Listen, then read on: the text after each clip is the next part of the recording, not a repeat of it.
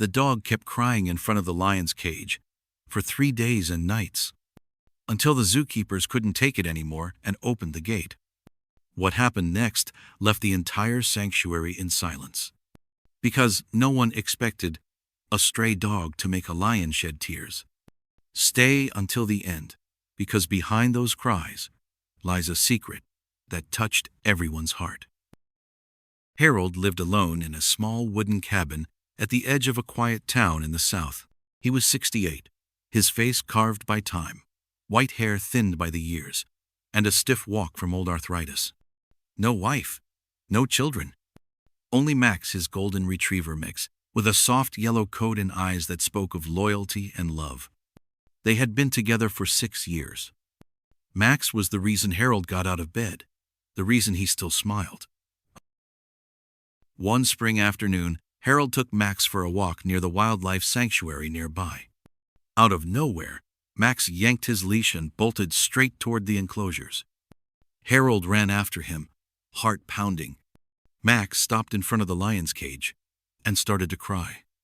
Not bark, not growl. Cry like a child who had lost something precious. Visitors gathered. Zookeepers came over. But Max wouldn't leave.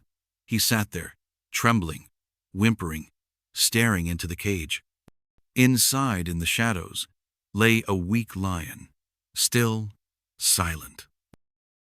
"We can't let a dog near a lion," a zookeeper said firmly. Harold agreed. It was dangerous. He gently pulled Max back, but Max refused. He just stared through the bars, eyes wide with something that looked like recognition. But how could that be? There was only one lion in that cage, and Max had never been to this sanctuary before. And then it hit Harold. Years ago, Max had been rescued from an illegal exotic animal trade operation. The files mentioned he was once locked in a small trailer with other wild animals. One of them was a lion cub. Harold's hands trembled. Could it be?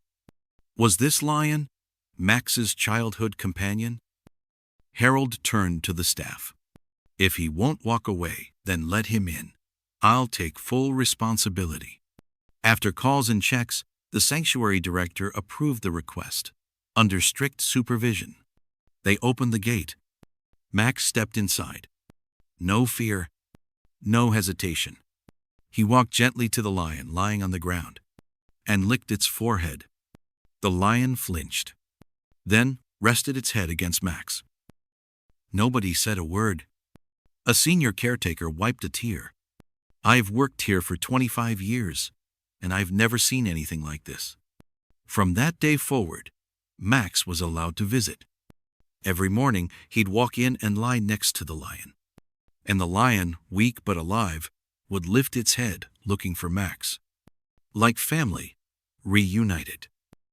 One stormy night, a power outage triggered emergency lockdown.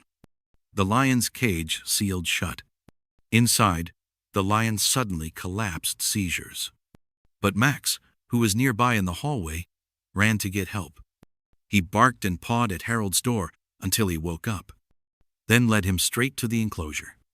The rescue team said, had you arrived 5 minutes later, the lion wouldn't have made it. Max had saved his friend's life. Again. Months later, the lion fully recovered. He was released into the sanctuary's open, wild section. But every month, Max would still come visit. The moment they saw each other, the lion would crouch down, tail swaying. Max would walk up, press his head into the lion's chest. And the lion? He'd close his eyes and breathe peacefully. They didn't need words. They had each other. Some bonds go beyond species. Some cries are echoes of memories never forgotten. And some dogs, like Max, only need one act of love to stay loyal for life. But if you think this story is the most touching one yet, you haven't seen The Dog Buried Alive and What the Bear Did Next Shock the World, don't miss the video right beside this one and see why millions cried for one brave little dog.